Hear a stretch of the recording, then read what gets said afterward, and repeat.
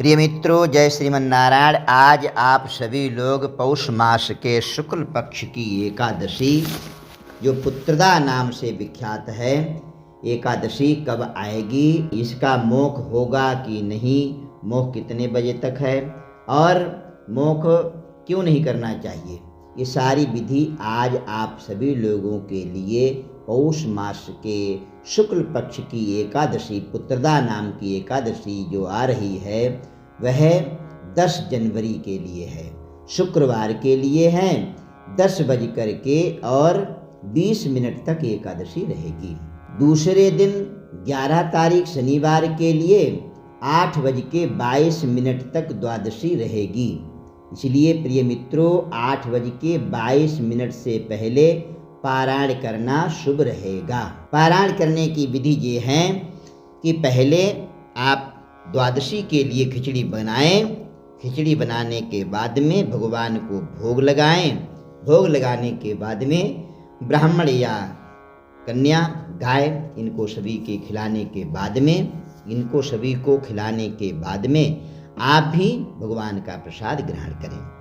ये पारायण होता है। पारायण की विधि भी मैंने बताई थी पहले निर्जला एकादशी वाले में, उसमें भी आप सभी लोग श्रवण कर सकते हैं। और यहाँ एकादशी मोक्ष या उद्यापन करने वाली नहीं है, क्योंकि यह धनुर्मास में आ रही है, पू महीने में आ रही है, पौष मास में है। इसको खर मास बोलते हैं, इसको कनेत्र मास बोलते हैं, इसको लकड़ी वाला मास बोलते हैं।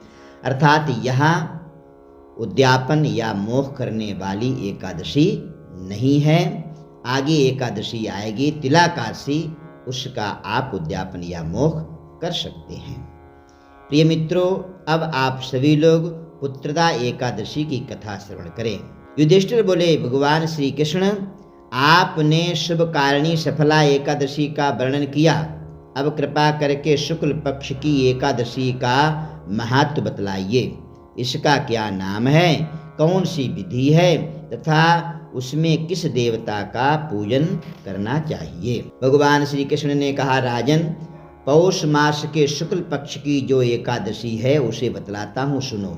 महाराज, संसार के हित की इच्छा से मैं इसका वर्णन करता हूँ। राजन, पूर्वोक्त विधि से ही यत्न पूर्वक इसका व्रत करना चाहिए।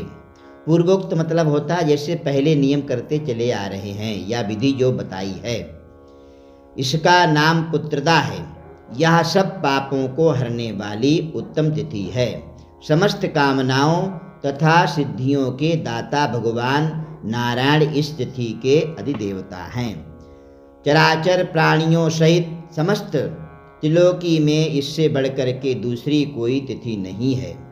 पूर्व काल की बात है, भद्रावती पुरी में राजा सुकेतुमान राज करते थे। उनकी रानी का नाम चंपा था। राजा को बहुत समय तक कोई वंशधर पुत्र नहीं प्राप्त हुआ। इसीलिए दोनों पति पत्नी सदा चिंता और शोक में डूबे रहते थे। राजा के पितर उनके दिए हुए जल को शोकोच्छ्वास से गर्म करके पीते थे, अर्थात शोक से सांस को निकालते थे। राजा के बाद और कोई ऐसा नहीं दिखाई देता जो हम लोगों का तर्पण करेगा। या सोच सोच करके पितर दुखी रहते थे। एक दिन राजा घोड़े पर सवार होकर के गहन वन में चले गए। पुरोहित आदि किसी को भी इस बात का पता नहीं था। मृग और पक्षियों से सेवित उस सघन कानन में राजा भ्रमण करने लगे। मार्ग में कहीं सियार की बोली सुनाई पड़ती थी तो कहीं उल्लुओं की। जहाँ तहाँ रीछ और मृग दृष्टिगोचर हो रहे थे। इस प्रकार घूम घूम कर राजा वन की शोभा देख रहे थे। इतने में दोपहर हो गया। राजा को भूख और प्यास सताने लगी। वे जल की खोज में इधर उधर दौड़ने लगे। किसी पुण्य के प्रभाव से उन्हें एक उत्तम सरोवर दिखाई दिया, जिसके समीप मुनियों के बहुत से आश्रम थे। शोभाशाली नरेश ने उस आश्रमों की ओर देखा। उस समय शुभ की सूचना देने वाले शकुन होने लगे। राजा का दाहिना नेत्र और दाहिना हाथ फड़कने लगा, जो उत्तम फल की सूचना दे रहा था। सरोवर के तट पर बहुत से मुनि वेद पाठ कर रहे थे। प्रिय मित्रों, पुरुषों का दाहिना अंग शुभ होता है, स्त्रियों माताओं बहनों का बायां अंग शुभ माना जाता है। इसलिए स्त्रियों का बायां अंग फड़के तो शुभ मानते हैं, पुरुषों का दाहिना अंग फड़के तो शुभ मानते हैं। उन्हें देख करके राजा को बड़ा हर्ष हुआ। वे घोड़े से उतर करके मुनियों के सामने खड़े हो गए और पृथक पृथक उन सब की वंदना करने लगे। वे मुनि उत्तम व्रत का पालन करने वाले थे।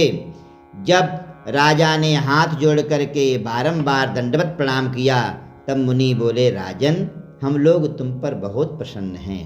राजा बोले, आप लोग यदि प्रसन्न हैं तो ये बताइए कि आप लोग कौन हैं, आपके नाम क्या हैं तथा आप लोग किस लिए यहाँ एकत्रित हुए हैं, या सब सच सच बताने की कृपा कीजिए। मुनि बोले, राजन, हम लोग विश्वदेव हैं, यहाँ स्नान करने के लिए आए हैं।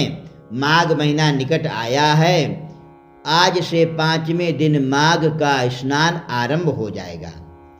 आज ही पुत्रदा एकादशी है। जो व्रत करने वाले मनुष्यों को पुत्र की प्राप्ति होती है, ऐसी यह पुत्रदा नाम की एकादशी है। राजा ने कहा, विश्वदेवगण, यदि आप लोग प्रसन्न हैं तो मुझे पुत्र दीजिए। विश्वदेव कौन है? पितरों के स्वामी हैं। जैसे देवताओं के राजा इंद्र हैं, उसी प्रकार से पितरों के देवता विश्वदेव हैं। मुनि बोले, राजन, तुम आज इस उत्तम व्रत का पालन करो।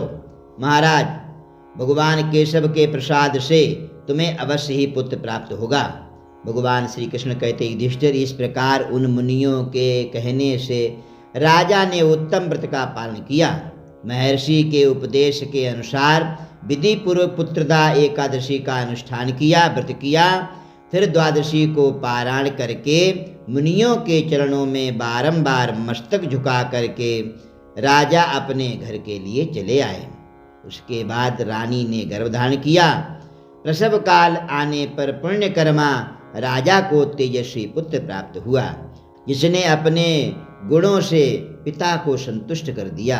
वह प्रजाओं का पालक हुआ। इसीलिए राजन, पुत्रदा का उत्तम व्रत अवश्य करना चाहिए।